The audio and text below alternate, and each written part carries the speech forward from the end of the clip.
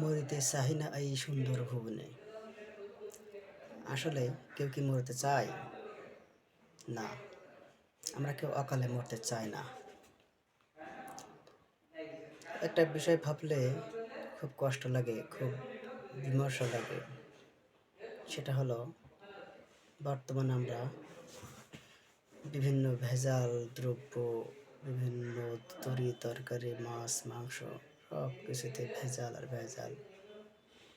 আচ্ছা, ব্যবসায়ী বন্ধুরা, আপনারা যে ভেজাল দিচ্ছেন জিনিসপত্রে, আমরা যে ভেজাল দিচ্ছি, এই ভেজাল দ্রব্য কে খায়? আপনি মনে করেন মাছ বিক্রি করলেন ফরমালিন দিয়ে, মাছটা আপনি খাইলেন না, আমি খাইলাম। আমি তরকারি উৎপাদন করি ওষুধ দিয়ে, আমি খাইলাম না, আপনি খান। এইভাবে চলতে থাকলো। বিষয়টা দাঁড়ালোটা কি? বিষয়টা কি দাঁড়ালো?